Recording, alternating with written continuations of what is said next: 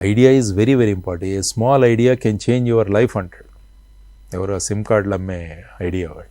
కానీ ఆ ఐడియా వల్ల, ఆ క్యాప్షన్ వల్ల వాళ్ళు లాభపడుతున్నారు. కానీ మన జీవితాల్లో, మన దేశంలో మార్పు రావాలంటే ఇన్నోవేషను, ఐడియాస్ అన్నవి చాలా ముఖ్యం. అందుకని ఈ కార్యక్రమం ద్వారా యువతరానికి నేను చెప్తున్న విషయం ఏంటంటే, కొత్తగా ఆలోచించండి, కొత్త విషయాల గురించి తెలుసుకోండి.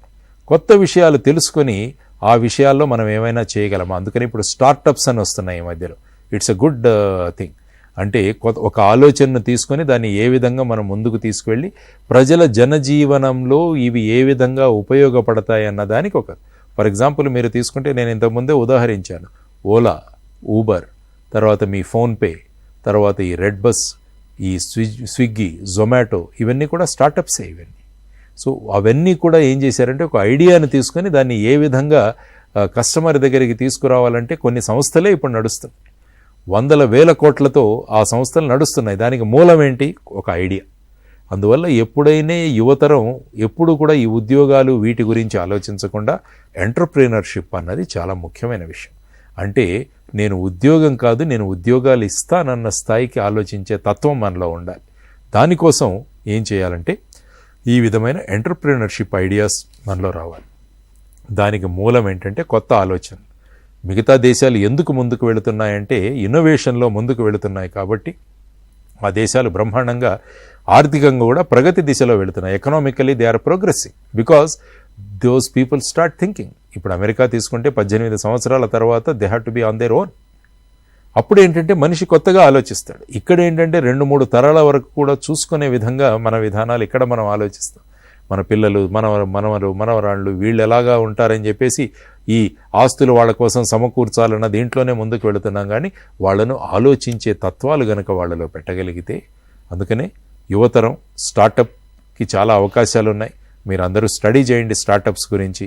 ఏ విధంగా స్టార్టప్ వ్యవస్థ పెట్టాలి, ఏ విధంగా బ్యాంకులు, తర్వాత ప్రభుత్వాలు మీకు ఏ విధంగా సహాయం చేస్తాయి.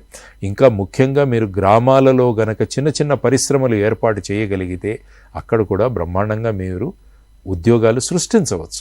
కాబట్టి ఉద్యోగాలు సృష్టించే దిశగా యువతరం ఆలోచిస్తే అప్పుడు ఏమవుతుందంటే ఒక నవ సమాజ నిర్మాణం అవుతుంది అన్నది మనం నేర్చుకోవాలి. అందువల్ల ముఖ్యంగా ఫుడ్ ప్రాసెసింగ్ ఇండస్ట్రీస్, అందువల్ల వ్యవసాయం ఏ రకంగా జరుగుతుందో చదవండి. వ్యవసాయ ఉత్పత్తులను మనం ఏ విధంగా ఉపయోగిస్తున్నామో చూడండి. ఈ వ్యవసాయ ఉత్పత్తులకు మనం వాల్యూ అడిషన్ చేయగలమా, ప్రాసెసింగ్ చేయగలమా, దాని ద్వారా చిన్న చిన్న కుటీర పరిశ్రమలు ఏర్పాటు చేయగలమా గ్రామాల్లో, వీటి గురించి ఆలోచించాల్సిన అవసరం కూడా చాలా ఉంది. సో ఈ విధంగా అందుకనే అన్నారు, the only nation that is going to survive in future is innovation అంటారు. Imagination is the only nation that is going to survive in the days to come అంటారు.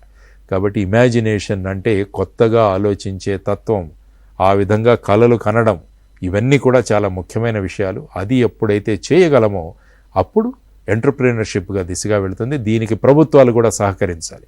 ప్రభుత్వాలు వీలైనంత విధంగా ఇటువంటి కొత్త ఆలోచనలు చేసేవారికి, ఎందుకంటే కొత్త ఆలోచనలు వచ్చినప్పుడు దానికి ఆర్థికంగా కొంత బలం కావాలి, దాన్ని ఇంప్లిమెంట్ చేయడానికి ఆర్థికంగా కొంత శక్తి కావాలి.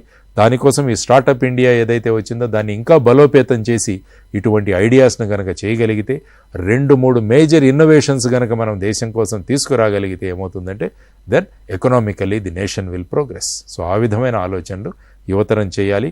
ఉద్యోగం కాదు, ఉద్యోగాలు ఇచ్చే స్థాయికి నేను ఎదుగుతానన్న భావనలతో మీరు ముందుకు రావాలి.